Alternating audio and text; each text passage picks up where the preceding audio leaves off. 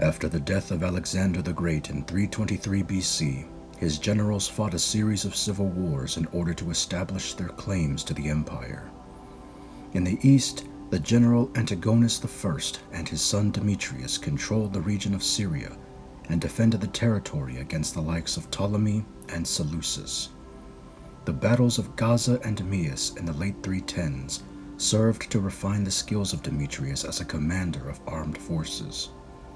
By 307, his attention turned toward Greece, and he sought to liberate the city of Athens from the Macedonians, led by their general, Cassander. His arrival in the city harbor was met with joyous applause from the Athenians, who saw Demetrius as their savior.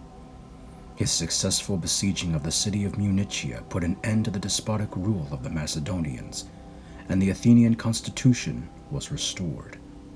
For his efforts, he was bestowed the title of king and was declared a savior god to Athens alongside Antigonus. Sometime later, Demetrius was sent to Cyprus to force Ptolemy off the island and back to Egypt.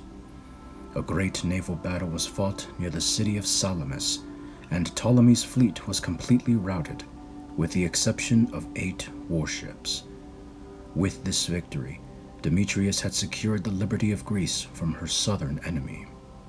He quickly followed this up with an invasion of Egypt alongside Antigonus, which ended in failure as terrible storms prevented him from bringing in naval forces to support the army.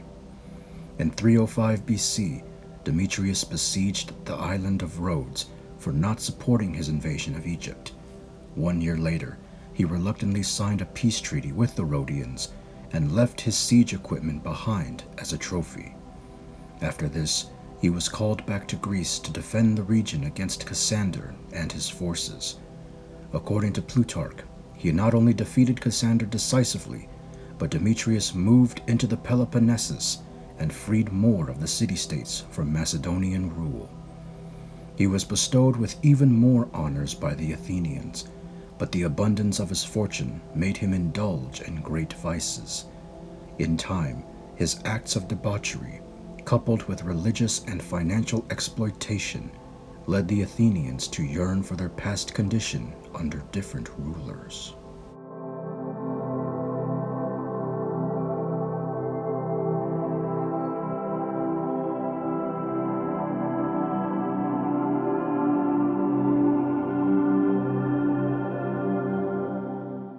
With Greece under his control, Demetrius became the primary target for the Diadochi, which culminated in the Battle of Ipsus in 301 BC.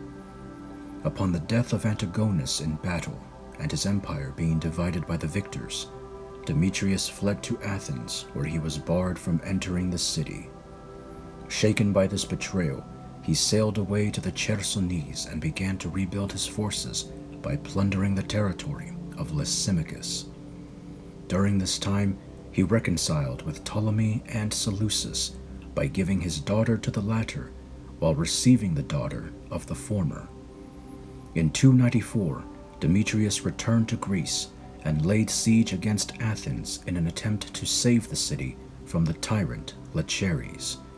After gaining control of the city, Demetrius chose to forgive the Athenians for their betrayal of him years earlier. He quickly followed up this victory by becoming the new king of Macedon after removing the previous ruler, Alexander V. However, the Macedonians became annoyed with his pompous and luxurious lifestyle. At the same time, he was frequently engaged in military campaigns with King Pyrrhus of Epirus, and the Macedonians began to see him as the more worthy ruler of men. Sensing this change in moral influence, combined with the desire of Demetrius to reclaim his father's empire, Ptolemy and Lysimachus formed an alliance with Pyrrhus and attacked Demetrius on multiple fronts in 288. For the second time, Demetrius lost his kingdom, and when he tried to return to Athens for safety, he was rejected. He again put the city under siege before being driven off by Pyrrhus and headed to Asia to regroup. Although he was initially successful in his efforts, famine and pestilence forced him to call upon Seleucus for assistance. The influence of Seleucus was enough to persuade the remaining soldiers of Demetrius to desert him, and the former king of Macedon eventually surrendered. Despite hopes of reclaiming some small glory for his troubles, Demetrius was confined to the Chersonese, and he lived out the last years of his life in simple indulgence before passing away in 283 BC. His cremated remains were delivered to his son in Corinth for burial. After his death, the kingdom of Macedon continued for nearly 100 years, headed by his son Antigonus II.